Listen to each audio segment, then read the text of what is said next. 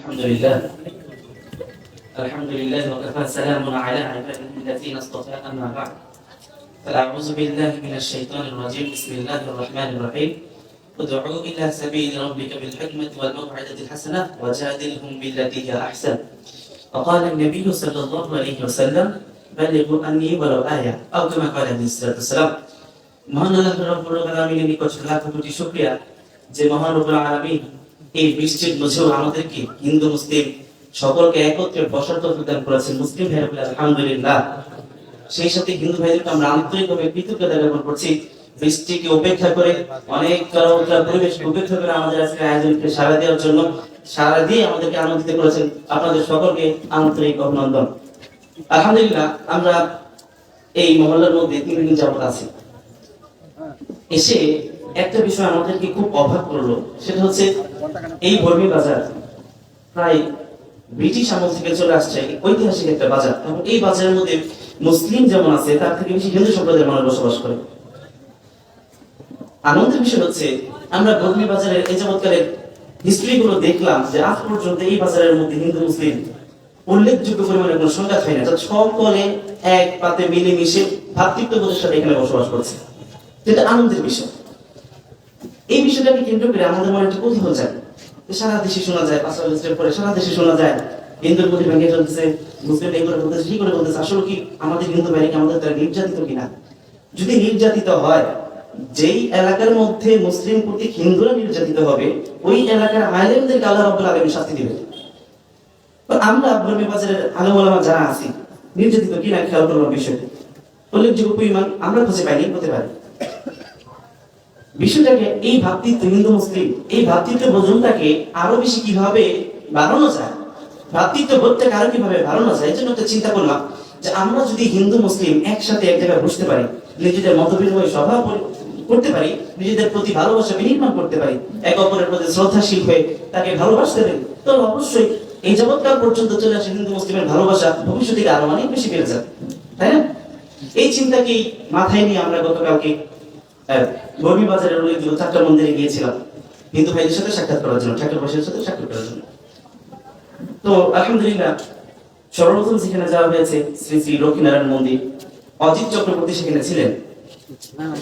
তাকে বললাম যে দাদা দেখেন, আমরা তো একই ফ্যামিলির মতো, একই বাজারে বাজার করি, একই ঘাটে পানি নিতে যাই, সব মিলেমিশে একসাথেই থাকি, নিজেদের মধ্যে আমাদের কোনো ভেদাভেদ নাই, আমরা আপনাদের প্রতি অত্যাচার করি না, আপনারা আমাদেরকে ঘৃণা করেন না, তাহলে এই হৃদয়তা ভালোবাসাটা যদি আরো বাড়ানো যায় কেমন হয়? দাদা বলে হ্যাঁ অবশ্যই, এটা তো ভালোই হয়। উনি বললেন যে ঠিক আছে, আমাদের মন্দির সভাপতি যিনি আছেন ভোলানাথ দা, বিশিষ্ট ব্যবসায়ী, ওনার সাথে যদি একটু পরামর্শ করে। আমরা ওনার ঠিকানা নিয়ে ওনার দোকানে গেলাম। উনি গতকাল ঢাকায় ছিলেন। ফোন দিলাম, পরিচিতি দিলাম, দাদা আমরা মসজিদের ইমাম সাহেব আপনাকে ফোন দিয়েছি। বুঝলেন কেন ফোন দিয়েছেন? আমরা এই একটা বিষয় নিয়ে কাজ করতে চাচ্ছিলাম, আমাদের সমাজে হিন্দু মুসলিম যদি একই সাথে ভালোবেসে পরস্পরের মধ্যে শ্রদ্ধাশীল হতে পারে, এই জন্য যদি এক জায়গায় বসা যায় আমার মনে হয় একটু ভালো হয়। বলি আকপিস এত কিছু চিন্তা করেন নি, বলে দিলেন না আসলে কথাটা তো ভালো, একসাথে যদি বসা হয় অবশ্যই আমাদের মধ্যে ভালোবাসা আদান প্রদান হবে, বুঝতে পারে। ওনাকে নিয়ে তারপর আলহামদুলিল্লাহ ওনাদের থেকে আমরা সহমর্মিতা পেয়ে তারপর চলে আসলাম শ্রী শ্রী কালী মন্দির, শ্রী শ্রী কালী মন্দিরের ঠাকুর মশাই যিনি কবি চক্রবর্তী, ওনার কাছে গেলাম।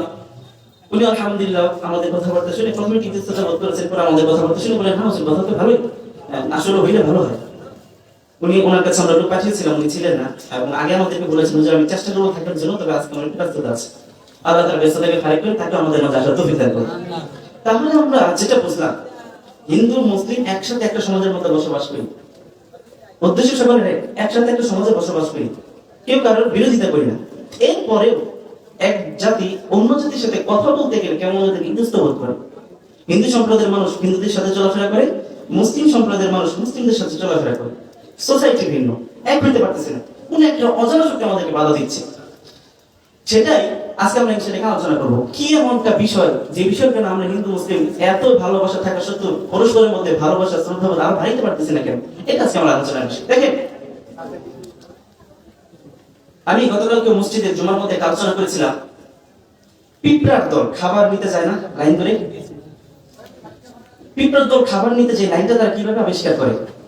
সামনের যে পিঁপড়া যে সর্বপ্রথম খাবারের সন্ধান পায়, সে তার শরীর থেকে একটা গন্ধ নিঃসরণ করে, পরবর্তী পরবর্তী পিঁপড়া সেই গন্ধ অনুসরণ করে খাবার পর্যন্ত পৌঁছে যায়। এভাবে প্রত্যেক পিঁপড়া তার সামনের পিঁপড়াকে অনুসরণ করে খাবারের দর পর্যন্ত পৌঁছে যায়, তার কেউ লাইনচ্যুত হয় না। গঠনক্রমে যদি কোনো পিঁপড়া সামনের পিঁপড়ার শরীরের ঘ্রাণ না পেয়ে পিছনের পিঁপড়ার ঘ্রাণ শুঁকে ফেলে, তখন ওই পিঁপড়া লাইনচ্যুত হয়ে দল থেকে ছিটকে পড়ে এবং একটা সার্কেলের মধ্যে আবদ্ধ হয়ে যায়। এবং প্রত্যেক পিঁপড়াই তার সামনের পিঁপড়া অনুসরণ করে, ফলে ওই গোল সার্কেলের মধ্যে তার আবদ্ধ হয়ে যায়। এই যে সার্কেলের মধ্যে তার আবদ্ধ হলো পিঁপড়া দল, এটাকে বলা হয় ডেথ স্পাইরাল। মানে মৃত্যু পর্যন্ত তারা এখানে ঘুরতে থাকে, একসময় ক্লান্ত হয়ে ওখানে পিঁপড়াগুলো মারা যায়। আমাদের গন্তব্য, পিঁপড়াগুলোর গন্তব্য ছিল সোজা। তারা যদি সোজাসুজি যাইতে পারতো, খাবার সংগ্রহ করে জীবনে ফিরে আসতে পারতো। কিন্তু অজানা একটা শক্তি, কারো একটা ভুলের কারণে পিঁপড়াগুলো লাইনচ্যুত হয়ে গেছে এবং আমৃত্যু পর্যন্ত একটা ডেথ স্পাইরালের মধ্যে ফেসে গেছে। এই স্পাইরাল থেকে তারা কখনো বের হতে পারে না। এই যে একটা সার্কেলে পৌঁছে গেছে, এখান থেকে তারা কখনো বের হতে পারে না, তারা এখানে কোথা থেকে মারা যায়। ঠিক আমরা দেখলাম আমাদের মানব জাতির ইতিহাসে, বিশ্বনবী সাল্লাল্লাহু আলাইহি ওয়াসাল্লামের ইতিহাস থেকে শুরু করে এই জগতের ইতিহাস যদি আমরা দেখি, হিন্দু মুসলিম সব জামানার মধ্যে মিলেমিশে একাকার হয়ে বসবাস করেছিল। আমাদের নবী মুহাম্মদ সাল্লাল্লাহু আলাইহি ওয়াসাল্লাম জন্মই করেছেন হিন্দুদের মাঝে। কি বলে কথা ঠিক না? জাজিরাতুল আরব পুরাটাই তো হিন্দু ছিল, মূর্তি পূজারী ছিল। আমাদের নবী জন্মই গ্রহণ করেছে হিন্দুদের মাঝে। রাসূলের চাচা ছিল হিন্দু, দাদা ছিল হিন্দু, সকলেই ছিল হিন্দু। এরপরও কি তারা আল্লাহ রাসূলকে ভালোবাসেন নাই? আল্লাহ রাসূল কি তাদেরকে ভালোবাসেন নাই? রাসূল কি হিন্দু বলে ঘৃণা করেছেন? তারা কি তার নাতি কারো ভাতিজা ইসলাম ধর্ম গ্রহণ করে বলে ঘৃণা করেছে? ঘৃণা করে নাই। মতভেদ থাকতেই পারে, কিন্তু ভালোবাসা ছিল। এই একটা সিলসিলা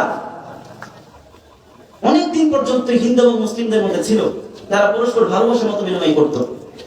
এবার ভারতবর্ষ যখন মোগল সম্রাটরা শাসন করেছিল, 800 বছরের ইতিহাসে কোন ঐতিহাসিকবিদ এইভাবে প্রমাণ করতে পারে নাই যে মুসলিম মোগলদের দ্বারা হিন্দুরা নির্যাতিত হয়েছে। কিন্তু এখন অনেক ইতিহাসবিদদের ইতিহাসে শোনা যায় মোগল সম্রাটরা হিন্দুদেরকে অনেক অত্যাচার করেছে। আমরা এখন শুনি, কখন থেকে এই ইতিহাস আমরা শোনা শুরু করলাম? দেখেন, ভারতবর্ষে মুসলমানরা শাসন করেছে কত বছর? ভারতবর্ষকে 800 বছর। কত বছর? 800 বছর ভারতবর্ষকে মুসলিমরা শাসন করেছে। মুসলিমদের সেনাপতি ছিল হিন্দুরা, মুসলিমদের রাষ্ট্রের প্রয়োজনীয় পদবীতে ছিল হিন্দুরা। যদি মুসলিমরা হিন্দুদের সাথে বর্ণ বৈষম্য করতো, রাষ্ট্রের কোনো কাজে হিন্দুদেরকে জায়গা দিত না, সোজা কথা। কিন্তু মুসলিমরা এই বর্ণ বৈষম্য করেছে হিন্দুদের সাথে। একটা প্রসিদ্ধ ঘটনা পাওয়া যায়, মোগল সম্রাটের কোন এক শাসক মোল্লা জাবির রহমাতুল্লাহি আলাইহির একটা ঘটনা পাওয়া যায়। তিনি একবার হরিণ চড়াইতে গেছে, হরিণ শিকার করতে গিয়েছে কোথাও এক জায়গায়। হরিণের বাচ্চাকে দেখেছে, তীর নিক্ষেপ করেছে। ঘটনাক্রমে হরিণ সরে গেছে, এক হিন্দুর নাতি সেই রাজা বাচ্চা জাবির রহমাতুল্লাহি আলাইহির তীর দ্বারা তীর বিদ্ধে মারা গেছে। এতিম ছিল সেই নাতি, হিন্দু নাতি এতিম ছিল, শুধুমাত্র পৃথিবীতে তার দাদা ছিল, আর কেউ ছিল না। তখন মুঘল সম্রাটের মধ্যে ইসলামিক শাসন প্রতিষ্ঠা ছিল। এই দাদা আর কেউ নাই দুনিয়ার মধ্যে, তার নাতির হত্যা বিচার চাইতে গেছে ওই জামানার মুসলিম কাজীর কাছে। যখন এই নালিশ হলো, কাজী তার সম্রাটকে তামাশ করলো, আপনার বিরুদ্ধে এক হিন্দু মাসের অভিযোগ দিয়েছে, আপনি তার নাতিকে হত্যা করেছেন, আপনি আসেন, আদালতে আসেন, বিচারের সম্মুখীন হন। তো রাজা জাবির রহমাতুল্লাহি আলাইহি, সম্ভবত আমি সঠিক নামটা সম্ভবত জাবির হবে, এই জাবির রহমাতুল্লাহি আলাইহি তলোয়ার নিয়ে গেছে কাজীর কাছে, কাজী বিচার করবে, তলোয়ার নিয়ে গেছে। এবার কাজী সাহেব রাজাকে বলল, আপনি একজন হিন্দু মাসের নাতিকে, একমাত্র নাতিকে হত্যা করে ফেলেছেন, এর ক্ষতিপূরণ আপনাকে দিতে হবে। রাজামশাই বলল তলোয়ার নিয়ে, এবং কাজী সাহেবের টেবিলের মধ্যে একটা চাবুক ছিল, রাজামশাইয়ের কাছে কি ছিল? তলোয়ার ছিল। এবার রাজামশাই তাকে বলল, ইসলামের মধ্যে ক্ষতিপূরণ দুইভাবে আদায় করা হয়, হয়তো হত্যার বদলে হত্যা, নয়তো হত্যার বদলে আর্থিক ক্ষতিপূরণ। এখন ওই হিন্দু মশাই যদি চায় হত্যার বদলে তিনি আমাকে হত্যা করবেন, আমি রাজা বাদশাহ জাবির রহমাতুল্লাহি আলাইহি, এই সম্রাটের রাজা আমি ঘোষণা করতেছি, তিনি যদি দাবি করেন তার নাতির জীবনের বিনিময়ে তিনি আমাকে হত্যা করবেন, প্রতিশোধ দিবেন, সেটা আমি অনুমতি দিব, অর্থাৎ আমি আজকে এই বিচার মেনে নিব। আর যদি তিনি চান তার নাতির হত্যার বিনিময়ে তিনি আর্থিক প্রণোদনা নেবেন, আমি সেটাও করতে রাজি আছি। বিচার কে করতেছেন? একজন কাজী সাহেব। কার বিচার করতেছেন? রাজা। কাজী সাহেবের রাজা যিনি। অপরদিকে বিচার যিনি দায়ের করেছেন তিনি কি? সামান্য একজন হিন্দু মানুষ, পৃথিবীতে তার কেউ নাই, তার কোনো আত্মীয় স্বজন নাই, তার কোনো পাওয়ারফুল ম্যানও না তিনি। রাজা ইচ্ছা করলে চাইলে কি করতে পারতেন? এই হিন্দুকে জোর করে ধমকা কাটাই করতে পারতেন, কিন্তু রাজাকে কি বললেন? ইসলামের দুই ক্ষতিপূরণ, উনি যেটা চান সেটা করতে প্রস্তুত। কাজী সাহেব এবার হিন্দু মশাইকে বলতেছেন, আপনি যে রাজার ব্যাপারে যেটা সিদ্ধান্ত দিবেন আমরা সেটাই করবো। যদি হত্যা করতে চান রাজাকে আমরা হত্যার আদেশ দিয়ে দিব, যদি ক্ষতিপূরণ নিতে চান সেটাও করতে পারেন। বলেন আপনি কি চান? ওই হিন্দু যে উত্তরটা দিয়েছিল সেটা আজকে আমাদের মূল উদ্দেশ্য। হিন্দু বলেছিল, আমি ভেবেছি মোগল সম্রাটরা, শুনেছি মোগল সম্রাট অনেক অত্যাচারী বাদশা হয়, আমি এভাবেই জাস্ট আপনাদের কাছে একটা বিচার দায়ের করেছিলাম, জানতাম যে এটা কিছুই হবে না, আমাকে ধমকে শেষ করে দেওয়া হবে। আমার জীবনের বড় ছিল না, কারণ আমার একমাত্র নাতি মারা গেছে, আমি মরলে মরছি শেষ, এটা বিচার দিছি। কিন্তু ইসলামের বিচার যে এত সমহান, আমি একজন হিন্দু মানুষ, আমার কোনো পাওয়ার নাই, কোনো ব্যক্তিত্ব নাই, আমার নাতির হত্যার বিনিময়ে ওই দেশের রাষ্ট্র পর্যন্ত তাদের বাচ্চা পর্যন্ত জীবন দিতে চাচ্ছে, আমি এই রাজার কোনো ক্ষতিপূরণ চাই না, তাকে আমি মাফ করে দিলাম। সুবহানাল্লাহ বলেন, মাফ করে দিলাম। এবার কাজী সাহেব বাচ্চাকে লক্ষ্য করে বলতেছে, বাচ্চা এই যে আমার টেবিলের উপরে চাবুক দেখছেন? বাচ্চা বলে, হ্যাঁ দেখছি। আমি আজকে নিয়ত করে চাবুকটা নিয়ে রেখেছি, যদি আপনি বাচ্চা এই হিসাবে আজকে বিচারের মধ্যে কোনো উল্টা পাল্টা করতেন, আমি চাবুক দিয়ে আপনাকে শায়েস্তা করতাম। অপরদিকে বাচ্চা বলতেছে, আমার কাছে তলোয়ার দেখতেছেন? কাজী সাহেব বলতেছে, হ্যাঁ দেখতেছি। বাচ্চা বলতেছে, আমি যদি এটা বুঝতে পারতাম যে আমি বাচ্চা হিসেবে আপনি আমার সাথে অবিচার করতেছেন, হিন্দুর সাথে অবিচার করতেছেন, আমি এই কলার দিয়ে আপনার কল্লা ফেলে দিতাম। এই ছিল মুসলিম শাসক। হিন্দু এবং মুসলিমরা কতটা সৌহার্দ্যপূর্ণ আচরণ করেছিল তখন। 800 বছরের ইতিহাসে মোগল সাম্রাজ্যের হিন্দুর সাথে কোনো অবিচার হয়েছে, কোনো দাঙ্গা হয়েছে, জোর করে ঐতিহাসিক বিদ্যা দিতে পারে না। কিন্তু আজকে আমরা ওই ডেট স্পাইরালের মধ্যে ফেসে গেছি। এখন হিন্দু মুসলিম দাঙ্গা কমন একটা বিষয়, হিন্দু মুসলিম ঝগড়া একটা কি বিষয়, কমন বিষয়। কেন হয়েছে? ভারতবর্ষের মধ্যে যখন ইস্ট ইন্ডিয়া কোম্পানি ব্রিটিশরা আগমন করলো, কারা আগমন করলো? ব্রিটিশরা আগমন করলো। এসে এই দেশের অবস্থা পর্যবেক্ষণ করলো, যে দেশ শাসন করতেছে মুসলিমরা, এবং মুসলিমরা বড় একটা কমিউনিটি আছে দেশে ভারতবর্ষে, প্লাস এদের বিরুদ্ধে আরেকটা বড় কমিউনিটি আছে, কারা? হিন্দুরা। কিন্তু হিন্দু এবং মুসলিম এদেশে মিলেমিশে বাস করে, একজনকে অপরজনের বিরুদ্ধে দাঁড় করানো যাইতেছে না। ওরা চিন্তা করলো, আমরা যদি হিন্দুদেরকে মুসলিমদের বিরুদ্ধে অবস্থান করাইতে পারি, মুসলিমদেরকে হিন্দুদের বিরুদ্ধে অবস্থান করাইতে পারি, তাহলে দুইজনের ঝগড়া লাগবে, আমরা ব্রিটিশরা এই দেশকে শাসন করতে পারবো। ইস্ট ইন্ডিয়া কোম্পানি এই সুযোগকে কাজে লাগিয়ে সর্বপ্রথম মোগল সম্রাটকে হটাইলো, হিন্দুদেরকে মুসলমানদের বিরুদ্ধে দাঁড় করাইল। এবার সারা ভারতবর্ষে ছড়া দেওয়া হইল, হিন্দুদের উপর মুসলমানরা নির্যাতন করতেছে, সবাই শুনতেছে হিন্দুদের উপর মুসলমানরা নির্যাতন করতেছে। কেউ বুঝতেছে না, মানুষ ঘাবড়াই গেল, এই আমাদের হিন্দুদের উপর আমাদের বাচ্চারা আক্রমণ শুরু করছে, মুসলমানরা আক্রমণ শুরু করছে, আমাদের কি কোনো শক্তি নাই, আমাদের কি ঠাকুররা নাই, আমাদের কি কোনো সামাজিক শক্তি নাই, আমরা মুসলমানদের বিরুদ্ধে অবস্থান করবো। মুসলমান হিন্দু দাঙ্গা শুরু হয়ে গেল। এবার মুসলমানরা বলতেছে, ওরা হিন্দুর দল, ওরা আমাদেরকে মানে আমরা ছেড়ে দিব, হিন্দু মুসলিম দাঙ্গা নিজেরা লেগেছে না কেউ লাগিয়েছে? এইখান থেকে ওই ডেট স্পাইরাল, আমরা সোজা একটা গন্তব্যে চলছিলাম। আমরা ভারতবর্ষে হিন্দু মুসলিমরা একসাথে মিলেমিশে বসবাস করছিলাম, 800 বছর পর্যন্ত আমাদের বিরুদ্ধে কোনো অভিযোগ ছিল না। ব্রিটিশরা এসে আমাদেরকে আমাদের রাস্তা থেকে ছড়িয়ে একটা মৃত্যু চক্রে ফাঁসিয়ে দিছে। ডেট স্পাইরাল 1600 শতাব্দীর পর থেকে এখন পর্যন্ত 400 বছর পর্যন্ত এই ভারতবর্ষে হিন্দু এবং মুসলিম দাঙ্গা 16 সাল থেকে শুরু হয়েছে, এখন পর্যন্ত চলছে। শুরু করাইছে কে? ব্রিটিশরা। শুরু করাইছে কে? এই মৃত্যু চক্র আগে ছিল। সুতরাং আমাদেরকে যারা এই মৃত্যু চক্রের মধ্যে ফাঁসিয়েছে তাদের নাম কি? ব্রিটিশ ইংরেজরা। ব্রিটিশ ইংরেজরা বলতে হবে। আরেকটা উদাহরণ দিই আপনাদেরকে। এখন এই ডেট স্পাইরাল থেকে আমাদের মুক্তির উপায় কি? আমরা তো দাঙ্গা হাঙ্গামা করি, দেখেন 5 আগস্টের পর মন্দির ভেঙে ফেলা হয়েছে, এরকম ডকুমেন্টারি বানাইতেছে হিন্দুদের উপর। বাংলাদেশের হিন্দুরা ইন্ডিয়ার মধ্যে যাচ্ছে, তো রিপাবলিক বাংলার সাংবাদিক হচ্ছে আপনার দেশের হিন্দুরা কেমন, তো সে বলতেছে আমাদের দেশের হিন্দুরা খুবই নির্যাতিত, মুসলমানরা শান্তিতে থাকতে দিচ্ছে না, খুব বেশি হইতেছে। ওরা একটার পর একটা নিউজ আসতেছে, বাংলাদেশ গরম হয়ে গেল, হিন্দুরা রাস্তায় নেমে গেল মুসলিমদের বিরুদ্ধে, নির্যাতিত। এই কথা যদি না বলতো আমাদেরকে দেশে আসতে দিত না। এই কাজগুলো করেছে কারা? রিপাবলিক বাংলা। ডেথ ট্র্যাপ কার উদ্দেশ্যে করেছে? নরেন্দ্র মোদী। কাকে খুশি করার জন্য করেছে? কথা বলবে, কাকে খুশি করার জন্য করেছে? নরেন্দ্র মোদী। যার নির্বাচনে জয়ী হওয়ার মূল বিষয় হচ্ছে ভারতবর্ষে হিন্দুরা এখন কি বলে মারা যাবে, ভয়ের মধ্যে আছে, মুসলমানরা তাদের উপর আক্রমণ করবে, হিন্দুদেরকে বাঁচিতে হইলে এখন নরেন্দ্র মোদীকে আসতে হবে। এই নির্বাচনী প্রচারণা করার জন্য সারা ভারতবর্ষে সে এখন হিন্দু মুসলিম দাঙ্গা ছড়াই দিয়েছে।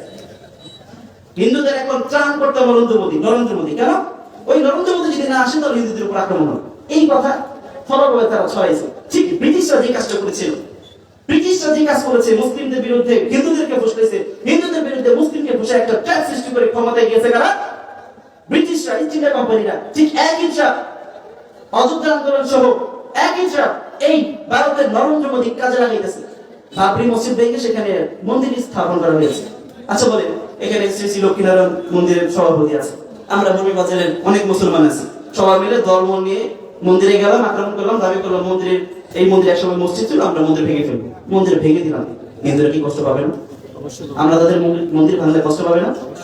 ঠিক মুসলমানদের মসজিদ যদি ভেঙে যায় আমরা কষ্ট পাবো না? এই যে মুসলিমদের মসজিদ ভাঙতে বাধ্য করছেন, কারা করছেন?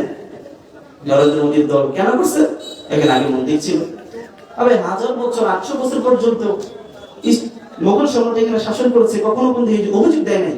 যখন নরেন্দ্র মোদীর দল জিতে গেল তখন মোগল সম্রাটদের বিরুদ্ধে অনেক অভিযোগ আসলো যে তারা 800 বছর পর্যন্ত হিন্দুদেরকে নির্যাতন করেছে, নিপীড়ন করেছে। এর আগে কিন্তু এরকম ইতিহাস আমরা শুনি নাই, শুনেছি? এর আগে এরকম ইতিহাস আমরা শুনি নাই। নরেন্দ্র মোদী যখন আসছে তখন আমরা দেখলাম হিন্দুরা বিপদে পড়ে গেছে। বিপদের কারণ কি? মুসলিমরা আসছে। এই মুসলিমদের হাত থেকে হিন্দুদেরকে রক্ষা করার জন্য নরেন্দ্র মোদী ছাড়া কোনো বিকল্প নেই, এই জন্য নরেন্দ্র মোদীকে ভোট দেন। সুতরাং সুস্থ মস্তিষ্ক যদি আমাদের হয়ে থাকে, ভাই মুসলিমরা কি এতটাই নিষ্ঠুর? কোন হিন্দুর ঘরে কোন হিন্দু সম্প্রদায়কে মুসলিমরা নির্যাতন করবে আর আমরা বাংলায় মুসলমানকে সেটা চেয়ে চেয়ে দেখবো?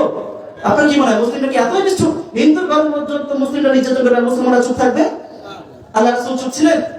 আল্লাহ রাসূল একটা কুকুরের জিম্মাদারি পর্যন্ত ওমর রাদিয়াল্লাহু আনহু বলেছে, আমার রাজ্যের মধ্যে যদি একটা কুকুরও অন্যায় ব্যবহার হতে পারে তার শাস্তি হবে। এখানে আশরাফুল মাখলুকাত মানুষ, আমরা সবাই হিন্দু মানুষ, মুসলিম মানুষ, কত মর্যাদা আল্লাহ রাব্বুল আলামিন আমাদেরকে দিয়েছেন। সেখানে মুসলিম দেশে, মুসলিম অধ্যুষিত দেশের মধ্যে মুসলিম কর্তৃক হিন্দুরা নির্যাতিত হবে আর এই দেশে আলেম ওলামারা চুপ থাকবে, এটা ভাবছেন? আমরা তখন বলিষ্ঠ কণ্ঠে ঘোষণা করেছিলাম, বাংলাদেশের ইতিহাসের মধ্য থেকে কোন হিন্দু যদি মুসলিম দ্বারা নির্যাতিত হয় আমাদের উলামায়ে কেরামকে খবর জানাবে, আমরা সেই ওই মুসলিমদের বিরুদ্ধে অবস্থান নিব। ওই 1 বছর হয়ে গেছে, কোন একটা প্রমাণ আমাদের কাছে আসে নাই যে ওই এলাকার মধ্যে হিন্দুরা মুসলিম কর্তৃক নির্যাতিত। ভাই মিডিয়ার আরেকটা চক্রান্ত দেখেন, প্রতি কিছুদিন আগে রংপুরের ঘটনা, গত 1 সপ্তাহ আগে কোন এক হিন্দু ছেলে মহানবী সাল্লাল্লাহু আলাইহি ওয়াসাল্লামকে নিয়ে কটূক্তি করেছে, ওই এলাকার মুসলমানরা হিন্দুদের ঘর বাড়ি ভেঙে ফেলছে। পাইছেন নিউজ? রংপুরের ঘটনা, গত সপ্তাহের ঘটনা পাইছেন? ভেঙে ফেলছে। মিডিয়ার মধ্যে খবর আসলো মুসলিমরা অন্যায়ভাবে নির্যাতন করে হিন্দু ভাইদের ঘর বাড়ি লুটপাট করেছে। আচ্ছা ভাই, একটা কথা বলি আপনাদেরকে, মহানবী সাল্লাল্লাহু আলাইহি ওয়াসাল্লাম কে? মহানবী সাল্লাল্লাহু আলাইহি ওয়াসাল্লাম কে? নবী, আমাদের নবী। আমরা যদি আপনাদের রামের বিরুদ্ধে কুচুক্তিমূলক কথা বলে আপনাদের খারাপ লাগবে না? ঠিক কেউ যদি আমাদের নবীর সম্মান হানি করে আমাদের কি খারাপ লাগবে না? সেটা কি হিন্দু আর মুসলিম আমরা ভেদাভেদ করবো? আমাদের নবী সম্পর্কে কোনো মুসলমানও যদি কুচুক্তি করে, মুসলমানের দল জীবন দিয়ে হলো তার বিচার করে ছাড়বে। ওখানে হিন্দু এই কিশোর ছেলেটা মহানবীকে নিয়ে কটূক্তি করেছে, এলাকার মানুষের হিন্দু যদি তাকে একটু করেছে তাকে সাথে সাথে পুলিশ স্টেশনে দিয়ে ফেলছে। আর খবর আসলো কি হিন্দু মুসলিম দাঙ্গা হচ্ছে, মুসলমানরা হিন্দুদের বাড়ি নষ্ট করতেছে। যত রকমের ফেতনা সব এই মিডিয়াগুলো আমাদেরকে ভুলভাল শিখায় আমাদের মধ্যে বিভেদ সৃষ্টি করতেছে। মূলত আমাদের মধ্যে কোনো বিভেদ কখনো ছিল না, আমাদের নবীজির শিক্ষা এরকম ছিল না। আর নবীজির পুরো পরিবারই তো হিন্দু ছিল, নবীজি আসছিল হিন্দুদের মাঝে, ভালোবাসার হিন্দুদের সাথে ভালোবাসার সর্বোচ্চ নিদর্শন আমাদের নবীজি দেখা গেছে। কোথা থেকে আপনারা বলবেন মুসলমানরা হিন্দুদেরকে নির্যাতন করে? একটা প্রমাণ চেয়েছি, একটা প্রমাণ। হতেই পারে কোন মুসলিম ক্ষমতার দাপট দেখাইতেই পারে হিন্দুদের প্রতি, প্রমাণ দেন আমাদেরকে, দেখেন আমরা মুসলমানদের সাথে কি আচরণ করি। কিছু চাই না, কি চাইছি? প্রমাণ। হতেই পারে ভাই, বর্তমানে চাঁদাবাজির জামানা। এখন হিন্দু ব্যবসায়ী মুসলিম চাঁদাবাজ চাঁদা চাইতে পারে না? কারণ চাঁদাবাজ কি এটা দেখবে সে হিন্দু না মুসলিম? সে কি হিন্দুর দোকান লক্ষ্য করে চাঁদা যাবে? মুসলিমদের দোকান চাঁদা যাবে এরকম? এইখানে যদি আসি তো চাঁদাবাদি করে, আর তখন প্রচার হবে কি? একদল দেখবেন প্রচার করবে যে মুসলিমরা হিন্দুদের দোকান লুটপাট করতেছে, অথচ মুসলিম সমাজ, আলেম সমাজ চাঁদাবাদকে সমর্থন করেছে কখনো দিন? এই খবরগুলো যখন আমাদের মাঝে আসে যে বাংলাদেশের মধ্যে হিন্দু মুসলিম দাঙ্গা হচ্ছে, হিন্দুরা নির্যাতিত হচ্ছে, তাই প্রমাণ কেন হয় না? আমরা অনেক ব্যতীত হই হিন্দুদেরকে, আমরা বিশেষ করে আমরা আমাদের ব্যক্তিগত অনেক পরিচয় আছে হিন্দুদের। আমরা গাজীপুরে প্রায় 7টা মন্দিরকে একসাথে দাওয়াত করেছিলাম, মন্দিরের ঠাকুরদেরকে দাওয়াত করেছিলাম। আলহামদুলিল্লাহ খুব ভালো একটা অনুষ্ঠান হচ্ছে। মন্দিরের ঠাকুররা আমাদের কাছে এসে আমরা তাদেরকে বুকে জড়াই ফেলছি। তারা এই বিষয়টা ইতিমধ্যে কখনো দেখেই নাই। মুসলমানরা হিন্দুদেরকে বুকে জড়াইতে পারে তা কখনো বিবেচনা করে না।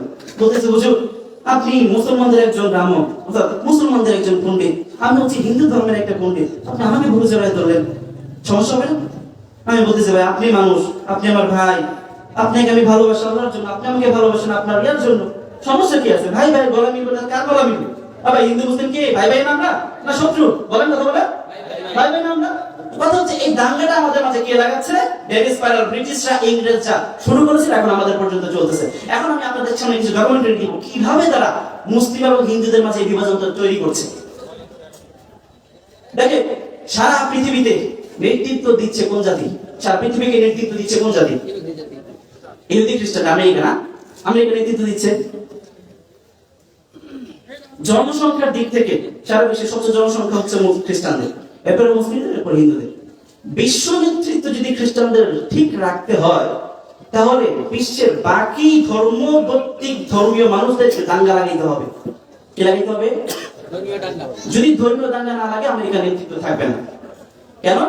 যখন ধর্মীয় দাঙ্গা লাগবে, তখন আমেরিকা বলবে ওই দেশের মধ্যে বিশৃঙ্খলা হচ্ছে, আমরা আমাদের কি বলে সদর দপ্তর সেখানে করবো, আমরা আমাদের বাহিনীকে সেখানে বাঁচাবো। ওই যে সারা বিশ্বের সমস্ত জায়গায় দেখেন না আমেরিকাদের সৈন্য ঘাঁটি থাকে, এই ঘাঁটিগুলোর সুযোগ তারা কিভাবে নেয়? এভাবেই না যে তোমাদের দেশে দাঙ্গা হচ্ছে, আমাদেরকে কন্ট্রোল করতে হবে, তোমাদের দেশের কন্ট্রোল করে আমাদেরকে দাও, একটা জায়গা আমাদেরকে দাও যেখানে আমরা আমাদের ঘাঁটি করতে পারি। দাঙ্গা হাঙ্গামায় যদি না লাগে, আমেরিকা সারা বিশ্ব কন্ট্রোল করতে পারবে? তারা দুইভাবে সারা বিশ্বকে কন্ট্রোল করতেছে, পাওয়ার, সুপ্রিম পাওয়ার দিয়ে কন্ট্রোল করতেছে, আরেকভাবে কন্ট্রোল করতেছে। সেটা কি? সারা বিশ্বে তারা একটা নীরব বিপ্লব করে যাচ্ছে। খ্রিস্টানরা কারা? সারা বিশ্বে খ্রিস্টান একটা নীরব বিপ্লব করে যাচ্ছে। কিভাবে করছে আমি আপনাদের কিছু বলি। এরপরে মাদার তেরেসা, নাম কি? মুসলিম না খ্রিস্টান না হিন্দু? খ্রিস্টান। তার দেশের বাড়ি ভারতবর্ষে, সে অন্য দেশ থেকে ভারতবর্ষে এসেছে। খ্রিস্টান এসে কি করেছে? মাদার তেরেসা চ্যারিটেবল সোসাইটি করেছে। ভারতবর্ষের সারা বিশ্বের মানুষরা দেখতেছে মাদার তেরেসা ভারতবর্ষের গরিব মানুষদেরকে কত সুন্দর আপ্যায়ন করতেছে, কত সুন্দর চিকিৎসা সেবা দিচ্ছে, গরিবদের পাশে আছে, শিক্ষা দিচ্ছে, চিকিৎসা দিচ্ছে, সেবা দিচ্ছে। সারা বিশ্বের মধ্যে মাদার তেরেসা একজন হিরো। কি হিরো? এই খবর কি রাখা আছে? এই মাদার তেরেসার মধ্য দিয়ে ভারতবর্ষের 1 কোটি হিন্দু খ্রিস্টান হয়ে গেছে। এই খবর কারো জানা আছে? দেখেন, আমরা হিন্দু মুসলিমরা পরস্পর দাঙ্গায় লিপ্ত থেকে খ্রিস্টানদেরকে একটা সুযোগ করে দিচ্ছি। খ্রিস্টানরা বাংলাদেশের অধিকাংশ দেশে তাদের সেবা, অধিকাংশ জায়গায় তাদের শিক্ষা সেবা, চিকিৎসার আড়ালে মানুষকে খ্রিস্টান ধর্মে দিকে দেওয়া। একটা উদাহরণ আপনাদেরকে দিই, সবচেয়ে আমাদের কাছে যেটা আমার কাছে মনে হয়, টাঙ্গাইল নাম শুনেছেন? মধুপুর নাম শুনেছেন? মধুপুরের ছোট্ট একটা অঞ্চল কাইলাপুর। ডক্টর এড্রিক বেকার 1978 সালে সেই মধুপুরে কাইলাপুর এসেছে। খ্রিস্টানরা 3টা ভাবে কোন দেশের মধ্যে কাজ করে: শিক্ষা, সেবা, চিকিৎসা। বলেন কয়ভাবে? শিক্ষা, বলেন শিক্ষা, সেবা, চিকিৎসা। খ্রিস্টানরা যদি কোনো দেশকে গিয়ে বলে, সাপোজ ভারতকে গিয়ে বলবো আমি তোমার দেশের হিন্দুদেরকে খ্রিস্টান বানাবো, ভারত সরকার অনুমতি দিবে? মুসলমানদের বাংলাদেশে এসে বলবো আমি তোমার মুসলিমদেরকে খ্রিস্টান বানাবো, সরকার অনুমতি দিবে? এখন খ্রিস্টানরা যদি কোনো দেশে বলে, ভারত সরকারকে বলে আমি তোমার দেশের অসহায়দেরকে শিক্ষা দিব, যারা সেবা দিতে পারে না তাদেরকে চিকিৎসা করব, যারা পড়তে পারে না তাদেরকে শিক্ষা দেব, পুরো সরকার মানা করতে পারবে? খ্রিস্টানরা সারা বিশ্বের প্রত্যেকটা রাষ্ট্রে শিক্ষা, সেবা, চিকিৎসা 3টা ধাপে এন্ট্রি করে। এন্ট্রি করার পর সেই দেশের হালত কি হয় দেখেন। স্বাধীনতা যুদ্ধের সময় বাংলাদেশে খ্রিস্টানদের সংখ্যা ছিল 40,000। কত? স্বাধীনতা যুদ্ধের সময় 71-এ বাংলাদেশে খ্রিস্টানদের সংখ্যা ছিল কত? 40,000। এই 40,000 খ্রিস্টান থেকেও যদি নরমালি বাচ্চা জন্মগ্রহণ করে খ্রিস্টান হইতো, তাহলে বর্তমানে বাংলাদেশের খ্রিস্টানদের সংখ্যা হওয়ার কথা ছিল কত বলেন তো? 7 কোটি আমরা ছিলাম। স্বাধীনতা যুদ্ধের সময় বাঙালির কত ছিল? 7 কোটি। এখন আমরা কত হয়েছি? 18 কোটি, 20 কোটি। 3 গুণ বেড়েছি জনসংখ্যা। তো খ্রিস্টানদের ছিল কত পার্সেন্ট? কত হাজার? 40,000। এখন তাদের হওয়ার কথা ছিল কত? 1,20,000, 2,00,000, 3,00,000 কিন্তু না। বর্তমানে বাংলাদেশে খ্রিস্টানদের সংখ্যা হওয়ার কথা ছিল কত? 1,20,000। ডক্টর এড্রিক বেকার টাঙ্গাইলের মধ্যে করে কাইলাপুরে আসছে কি হিসেবে? চিকিৎসক হিসেবে। সেকেন্ড ইয়ার এলাকায় এলাকায় ঘুরতো, চিকিৎসা করতো। কিন্তু হিন্দু অধ্যুষিত এলাকা ছিল সেটা। এই ডক্টর এড্রিক বেকারকে 2016 সালে হানিফ সংকেতের একটি ইত্যাদি ম্যাগাজিন অনুষ্ঠান আছে না, ইত্যাদির মধ্যে ডক্টর এড্রিক বেকারকে হানিফ সংকেত নিয়ে আসছে। আইসা পুরো জাতির সামনে রিপ্রেজেন্ট করেছে যে কোন ভিন দেশ থেকে, নিউজিল্যান্ড থেকে একজন ডক্টর এড্রিক বেকার আসছে, আইসা বাঙালি অসহায়দেরকে চিকিৎসা সেবা দিচ্ছে। কিন্তু চিকিৎসা সেবার আড়ালে সেই এলাকার খবর কি জানেন? সে এলাকায় একজনও খ্রিস্টান ছিল না, সবাই ছিল মুসলিম, সবাই ছিল হিন্দু, অর্থাৎ হিন্দু মুসলিম সম্মিলিত পরিবার ছিল। ডক্টর এড্রিক বেকারের মেহনতে ওই টাঙ্গাইলের ছোট্ট একটা অঞ্চলের মধ্যে বলে ছোট্ট একটা বড় কাইলাপুর এখন 50,000-এর উপরে খ্রিস্টান।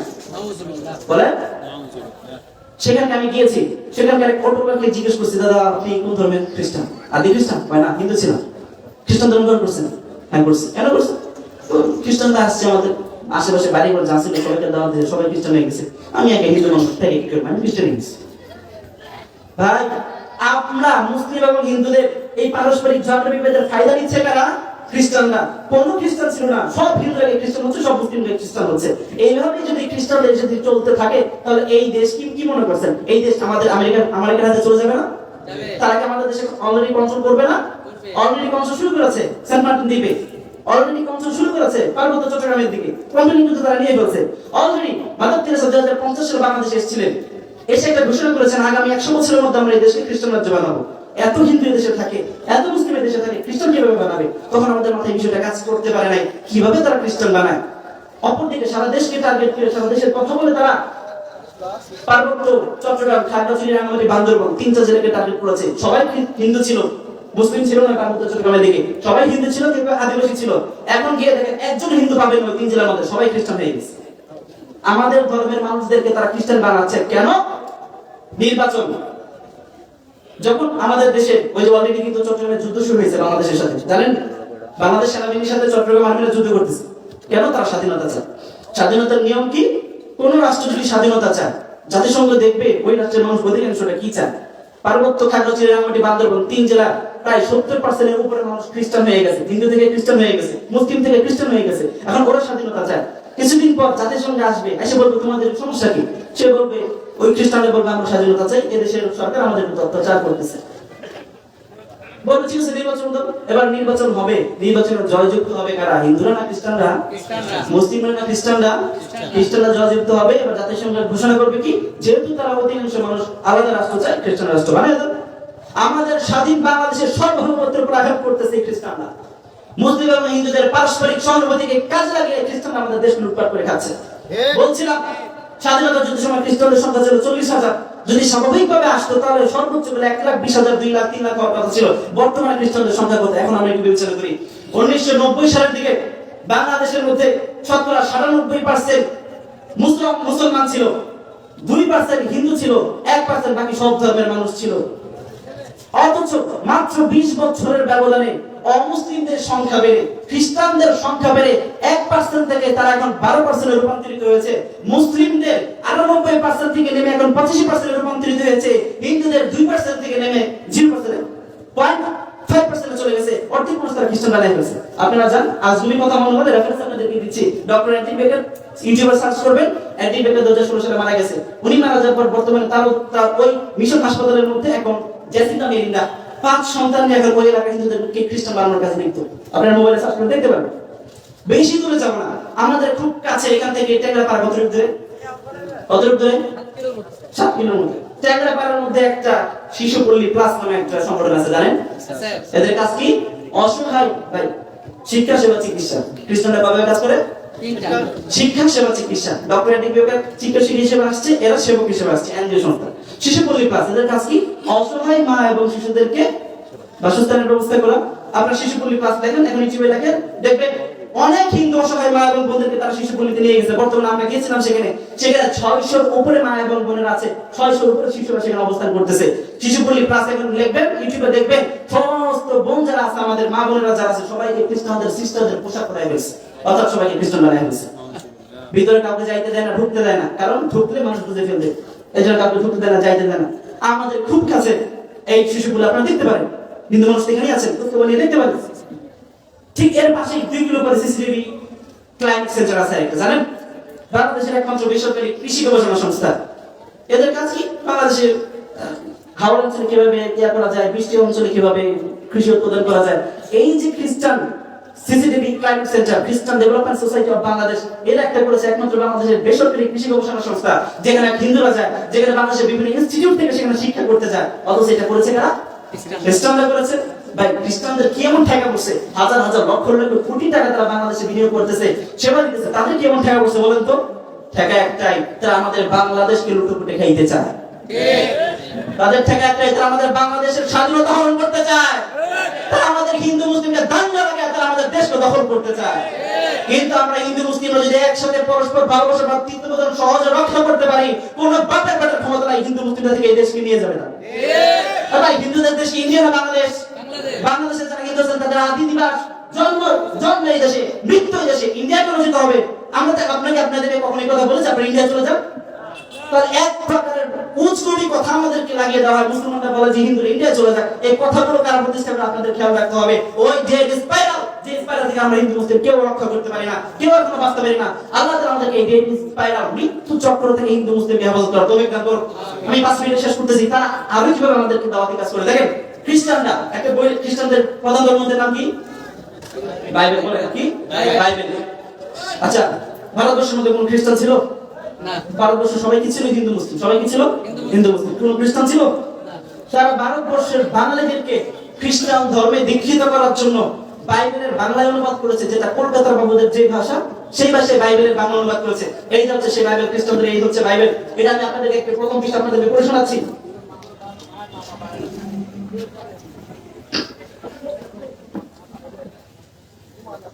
এখানে দেওয়া আছে, আদিতে ঈশ্বর আকাশমণ্ডল এবং পৃথিবী সৃষ্টি করিলেন। প্রথম একটা লাইন আমি একটু দাদাকে দেখাতে পারি।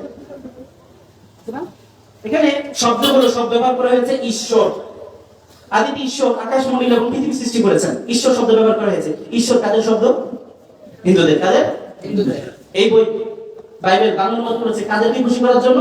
হিন্দুদের। কাদেরকে? খ্রিস্টান ধর্ম দেওয়ার জন্য? হিন্দুদেরকে। এই বইগুলোর মধ্যে হিন্দুরা যে সমস্ত পরিভাষাগুলো ব্যবহার করে সেই সমস্ত পরিভাষাই বাইবেলের বাংলা অনুবাদে ঢোকানো আছে।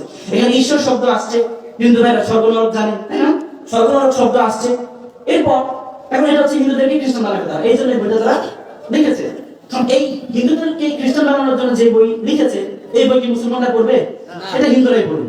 মুসলমানদের খ্রিস্টান বানানোর দরকার আছে না? তারা তো হিন্দু মুসলিম সবার মধ্যেই কাজ করে, মুসলমানদেরকে খ্রিস্টান বানানোর দরকার আছে। তারা এবার মুসলমানদেরকে খ্রিস্টান বানানোর জন্য বাইবেলের আরেকটা মাস্টার কপি আবিষ্কার করলো, নাম দিয়েছে কিতাবুল মুকাদ্দাস। কি নাম? অথচ যেটাই বাইবেল সেটাই কিতাবুল মুকাদ্দাস। বলেন, যেটাই বাইবেল সেটাই। এখন কিতাবুল মুকাদ্দাস আরবি শব্দ, মুসলমানরা মনে করবে এটা কোন বড় হাদিসের কিতাব, তাই না? কিতাবুল মুকাদ্দাস দেখেন এখানে মসজিদের মিনারে ব্যবহার করা হয়েছে। কারা বলেছে? খ্রিস্টানরা। মসজিদের মিনার কোন খ্রিস্টানদের লোগো? এদের লোগো কি? ক্রুশ।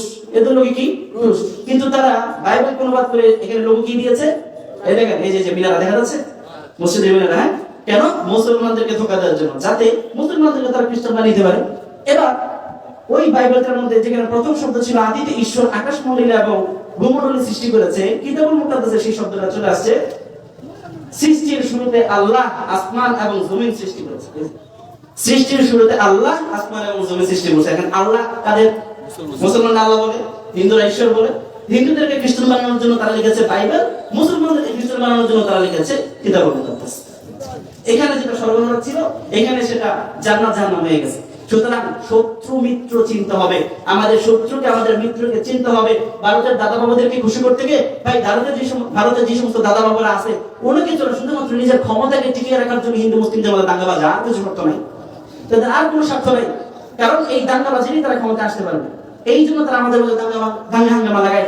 আমরা যারা আছি সাধারণ মুসলিম, সাধারণ হিন্দু, আমরা পরস্পর একই সমাজে বসবাস করি, একই বাজারে বাজার ঘাট করি, একই কাপে চা খাই, একই হোটেল থেকে আমরা খাবার খাই। আমাদের শত্রু মুক্তি চিন্তা হবে ভাই, মুসলিমরা হিন্দুর শত্রু না, হিন্দুরা মুসলিমদের শত্রু না।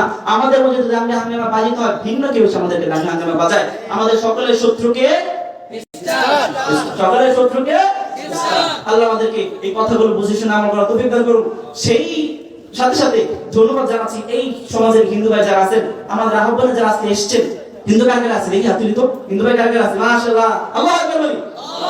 অনেক হিন্দু ভাই এখানে আছেন, মঞ্চের মধ্যে অনেকে আছেন। সবাইকে আমাদের ধর্ম সভা, হিন্দু মুসলিম ধর্ম সভার পক্ষ থেকে আমরা আন্তরিক অভিনন্দন জানাচ্ছি। আমরা অত্যন্ত খুশি এবং আনন্দিত হয়েছি যে আমাদের আহ্বানে আপনারা এসেছেন। আমরা আশাবাদী আপনারা যদি আমাদেরকে নেবেন, আমরা আসবো ইনশাআল্লাহ। আল্লাহ আমাদেরকে কবুল করুন। ওয়া আখিরু দাওয়ানা আলহামদুলিল্লাহি রাব্বিল আলামিন। আসসালামু আলাইকুম ওয়া রাহমাতুল্লাহ।